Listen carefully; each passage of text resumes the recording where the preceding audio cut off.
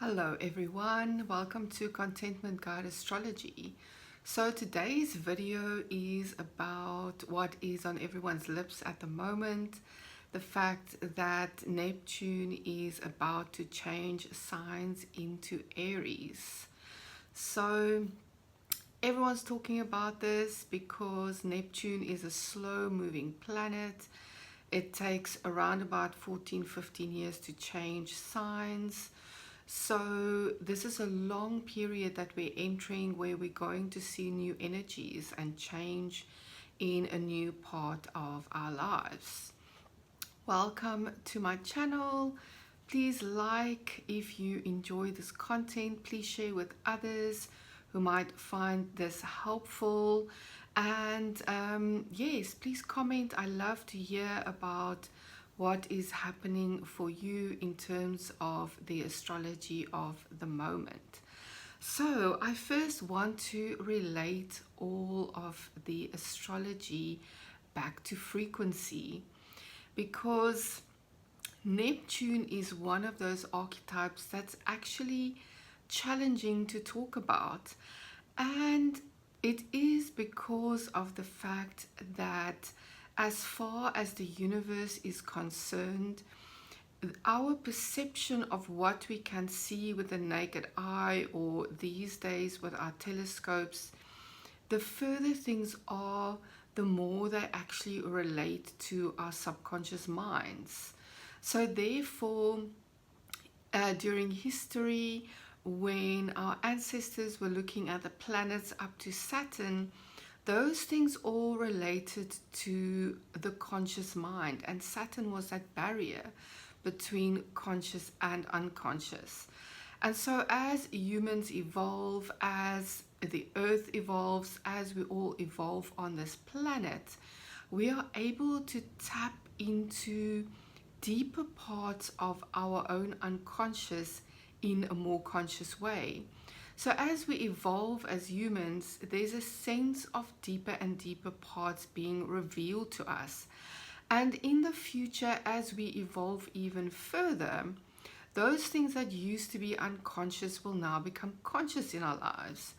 And so at the moment, we are still very much dealing with Neptune and Pluto as those parts of us that are unconscious. And especially with the planet Neptune, these energies can feel very nebulous. Every planet, like every other thing in the physical universe, has a frequency. And the frequency of Neptune is, first of all, unconscious, and it is like an ocean. It is very expansive. I like to refer to Neptune as a cosmic consciousness or a cosmic awareness. It's very expansive, but because it is so huge, it's very hard to pin down. And I'm sure most astrologers will even tell you that you can have a sense of Neptune in your mind, and when you start talking about Neptune, it feels like you are dissolving into this ocean and the words don't come out, because it is a very, very expansive energy. And so Neptune is changing signs on the 30th of March, which is just a few days away from me making this video. And so I will refer at the end to where this will fall for each rising sign. You can also look for your sun sign or your moon sign if you are so inclined. But first of all, I wanted to say a few things about Neptune so that we can really tap into and relate to that energy again. So first of all, Neptune. I want to read a bit from one of my favorite books, Cosmos and Psyche by Richard Taurus. Richard Taurus is a very well-known astrologer, and he has done research for decades and decades and decades. His knowledge on cycles and on planets goes very, very deeply.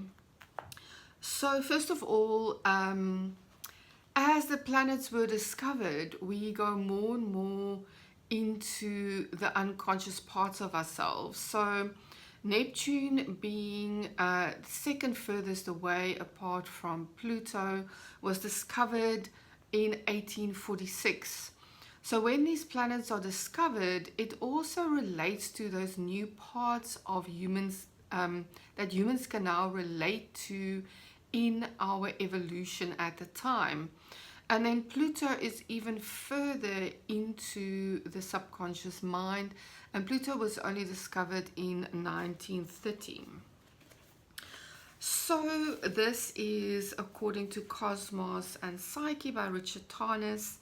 It says Neptune is associated with the transcendent, the spiritual, ideal, symbolic, and imaginative dimensions of life, with the subtle, the formless, the intangible.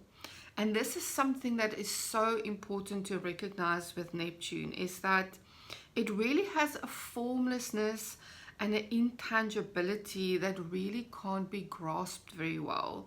And so we have to really be aware of the fact that we are dealing with things that our conscious minds can't necessarily grasp.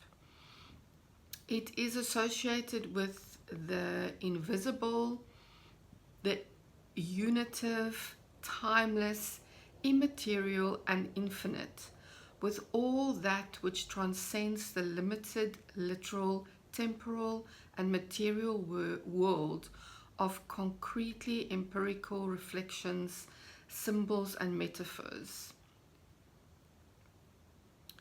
It is about myth, religion, art, inspiration, ideals, and aspirations, images of devotion and universal compassion.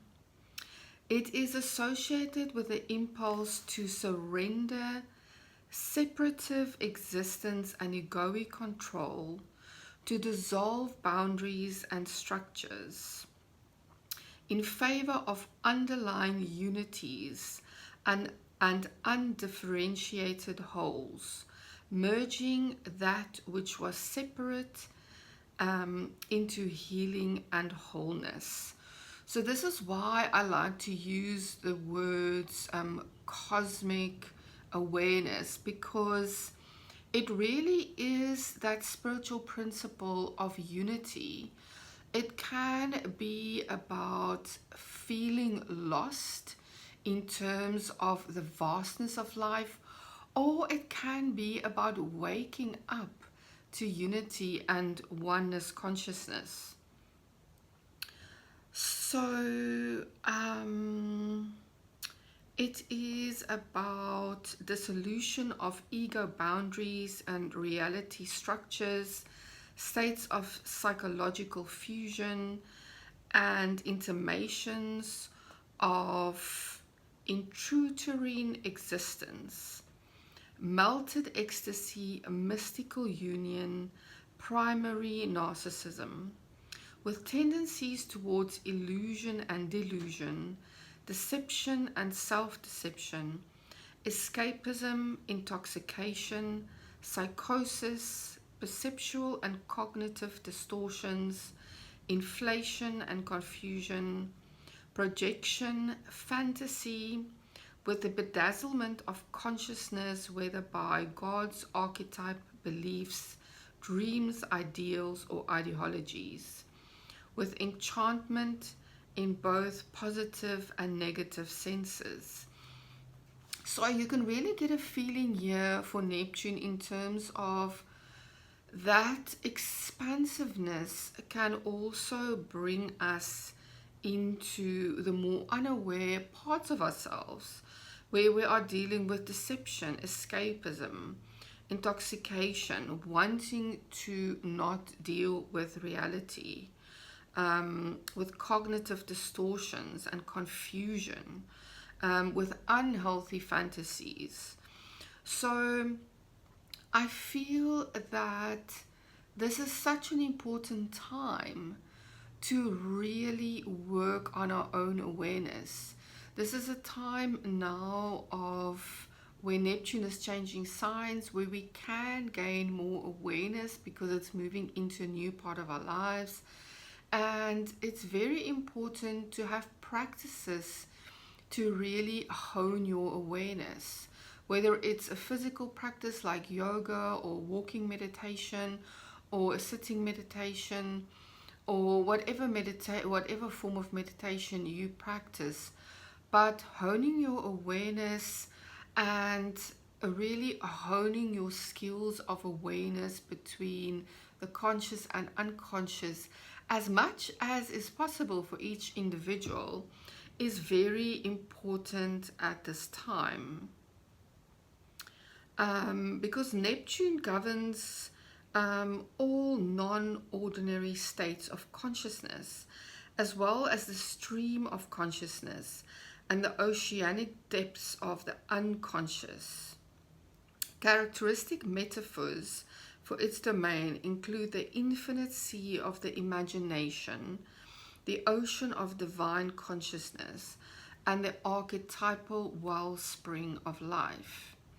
In a sense, the archetype of the archetypal dimension itself, the anima mundi, the Gnostic pleroma, the Platonic realm of transcendent ideas, the domain of the gods, the immortals. In mythic and religious terms, it is associated with the all-encompassing womb of the goddess and with all deities of mystical union, universal love, and transcendent beauty, the mystical Christ and the all-compassionate Buddha, the union of Shiva and Shakti, the sacred marriage, the self-reflecting narcissus, the divine absorbed in its own reflection, Orpheus, god of artistic inspiration, the muses, the cosmic Sophia with spiritual beauty and wisdom pervading all. Considered as a whole, these themes, qualities, and figures suggest that the name Neptune is both apt and inadequate, and denoting a mythological figure embodying the planet's corresponding archetypal principle. So you can see that Neptune can be so expansive, but because it is so expansive, it can also lead us into places where we can be deceived, and things that can feel very foggy and unclear, like fog on a road that we need to walk through and that we need to get clarity on before the sun starts shining again. So as with Pluto, Neptune often operates in this way, that it can bring confusion or removal of things, and then after a period of confusion, it's then when we move into more clarity. But it can also bring people and experiences into our lives that really relate to cosmic love and expansion and bliss and unity. So our awareness is very, very important at this time, because we can have such a vast array of experiences and different frequencies in terms of what we can experience with Neptune. So what I've noticed in my practice and in my own life is that often we can deal with deceptive people and experiences, especially when Neptune is making aspects excuse me, when Neptune is making aspects to your ascendant, to your descendant, to your sun, to your moon, or to Venus. There can be real deceptive qualities in your life. So I can't stress enough how important it is at this time to use discernment to be very discerning, to have a daily practice that grounds you, that brings you into the stillness, as much stillness as what you can achieve at this point in time, in order to really clarify and hone your own sense of discernment. This is really, really very important at this time. And also to be okay with the fact that these frequencies that we are dealing with in Neptune, they are subconscious.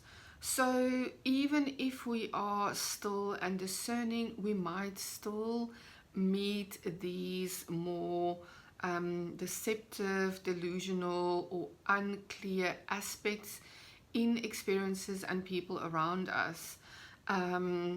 And that is okay, because these things also evolve us and hone our own clarity and change our experience in how we want to evolve and build on our own discernment.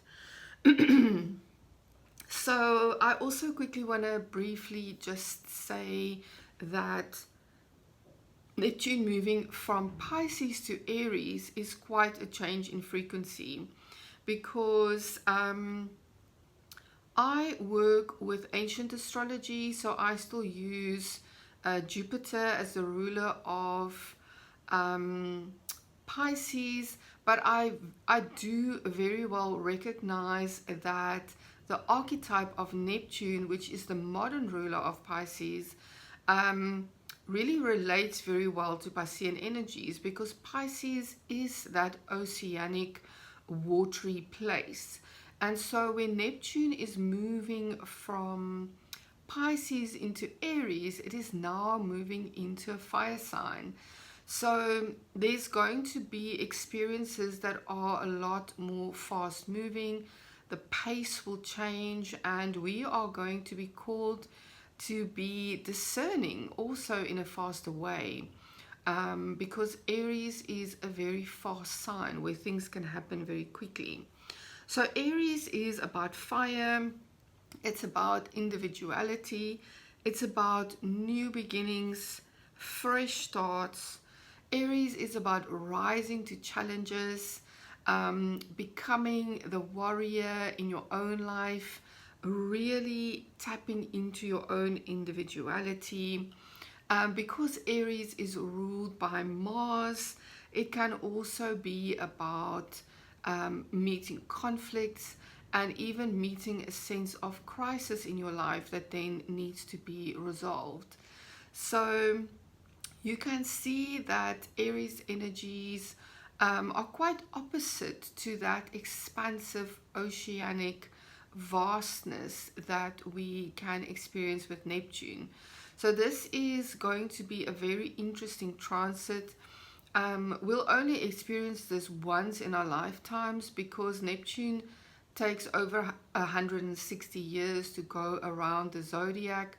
So this is a fresh new experience for everyone that we can really learn from and evolve from and tap into. So as with some of and most of the outer planet ingresses into new signs, they often retrograde back into the previous sign. So we are now getting a taster. Neptune is going to be in Aries from the 30th of March until the 22nd of October of 2025. It then retrogrades back just for a few months, and on 26 January 2026 it will be permanently in Aries until 2039. So we've got some time to learn about the Neptune in Aries energies, and of course in your personal chart, like I said, if this is making aspects to your sun, your moon, your ascendant, or even other planets, you're going to feel this more directly. So if you have planets at 0 to 3 degrees of some signs that are making aspects to Neptune ingressing into Aries, you're going to start immediately feeling a vast difference in the energy that you are going to be experiencing. So Neptune is also very much about our creativity and how vast human creativity really can be. It is about dealing with our imagination and intuition. So when there is a Neptune transit in certain areas of your life, you can really experience such a vast increase in your intuition, your psychic abilities. All of these things can really change. You can be much more connected to previously unseen dimensions, and you can now grasp things that previously were ungraspable to you. So I think that's all I would like to say at this point in time. There will still be so much more to say about Neptune moving into Aries, but I just wanted to make you aware of the frequency and the energy and the archetypes that we are dealing with when it comes to Neptune, and also how different Neptune in Aries will be, because Neptune is now moving into a fire sign. So I'm going to give a brief description by rising sign where Neptune is going to fall for you after the 30th of March. And you can also listen for your sun sign or your moon sign if you want to. So for Aries, Neptune is moving into your first house. And the first house is all about you. It's about your personality, it's about your creativity, it's about the way you dress, it's your hairstyle, it's how you present yourself to the world, it's your body, it's how you relate to your body. So there can be a sense of, first of all, a feeling of expansion and feeling maybe a little bit more foggy about exactly where you are going at this time. And there can also be a sense of a real expansion in intuition, in your psychic abilities, a real expansion in how you relate to the world in terms of oneness, consciousness, and wholeness, and how you are now going to present yourself to the world going forward because of these new energies. So for Taurus rising, Neptune is moving into your 12th house, and the 12th house itself is a liminal unconscious place. So you can find that you are now going to relate to more unconscious parts of yourself in a new way. There can be a real sense of expansion, a real sense of being able to tap into oneness and wholeness. And there can also be a sense that there can be certain parts of yourself where you can deceive yourself, and then afterwards you need to gain clarity again in terms of moving forward. The 12th house is about those things that we don't see clearly about ourselves as it is. So with Neptune moving in there, you can have a sense of fogginess and not knowing that over time expands into a real sense of unity. And for Gemini rising, Neptune is moving into your 11th house. The 11th house is the place of friends, of groups, of benefactors, of others. It is about those online places where we connect to people on social media. So with Neptune moving into this place for Geminis, there can be a real sense of expansion and connecting into groups that can really expand you spiritually and intuitively. And also beware of, with certain transits, that element of deception. Be aware of what groups you are getting linked to, and if they are healthy for you, and if they are truthful. This is all going to be important over these years when Neptune is in your 11th house. So for Cancer rising, Neptune is moving into your 10th house. And the 10th house is that public space. It is the space of the career. It is the space of how others see us in public life. So for Cancers, you might go through a period of change in the career space. Maybe not even knowing exactly where your career is going. Neptune can sometimes bring change that we did not expect, and then we need to expand and learn in new ways. So this can be any place in your public life. It can be in terms of being married, being single, how others see you generally in public life, and also in your career space. So be aware of the fact that things can feel unclear before you expand into new horizons in this space. And for Leo risings, Neptune is moving into your 9th house. The 9th house is that place of spirituality. The 9th house is about your philosophical view of the world. It is about your faith and your religion. It also relates to foreign cultures and foreign places. So for Leo risings, there can be a real sense of expansion here with Neptune moving into the spiritual place. You can be expanding your intuition, your psychic abilities, and your spiritual view, or you might even be experiencing changes in how you see your spiritual life, your faith, and your philosophical view of reality in general. And for Virgo risings, Neptune is moving into your 8th house. The 8th house is also a liminal space. It is a space that is very sacred. It is a place of intimacy, and it is a place of shared resources.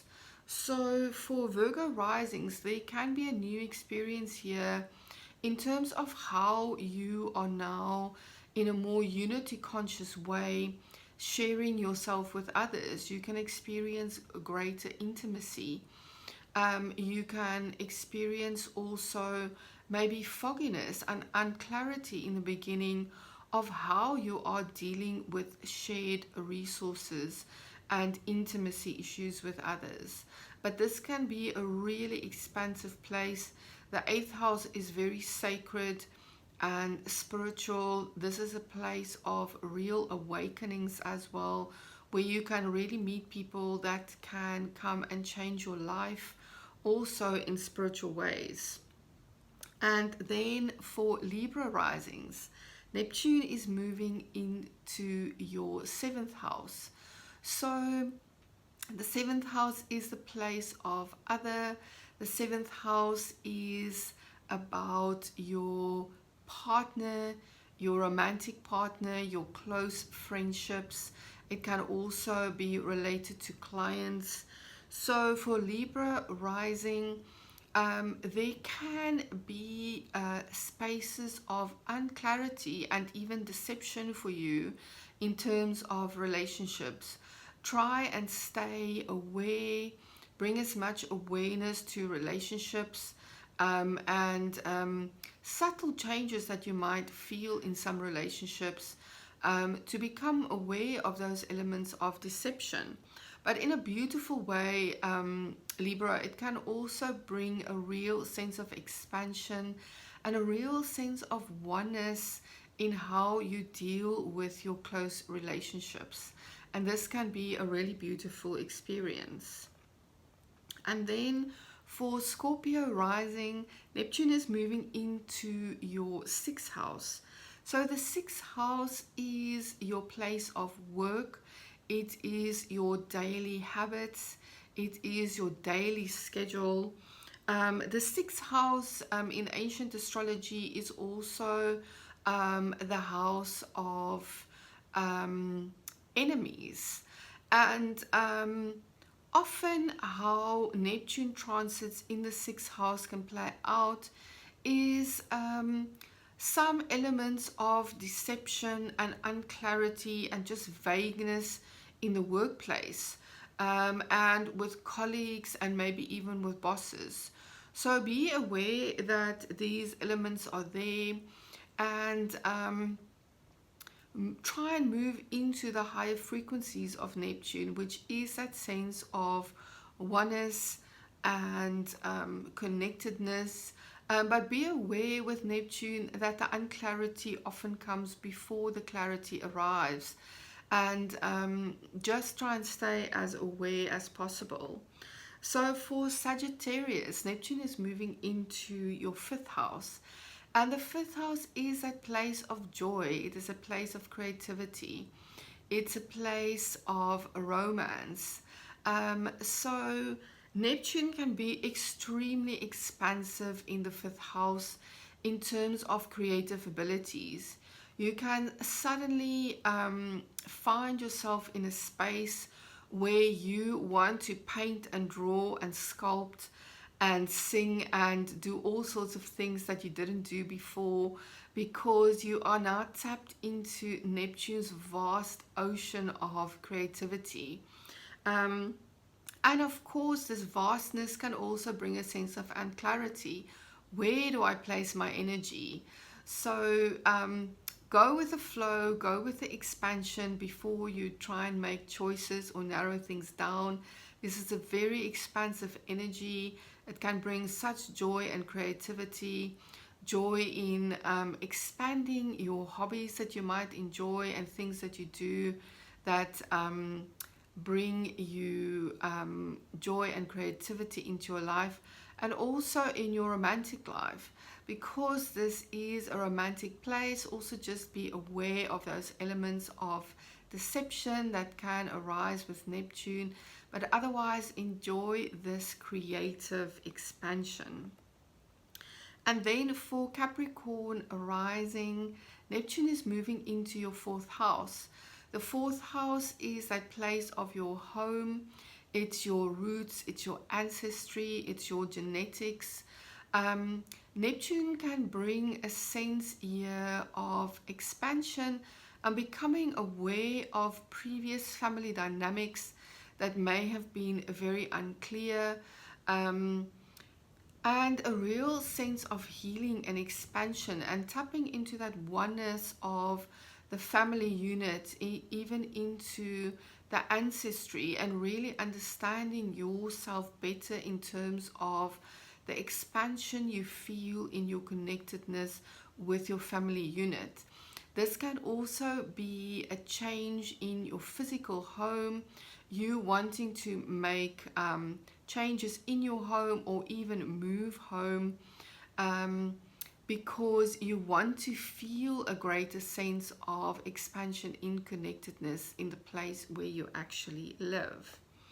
And so for Aquarius rising, Neptune is moving into your third house, and the third house is all to do with your mind, your communication, and your immediate surroundings, your siblings and other family connections.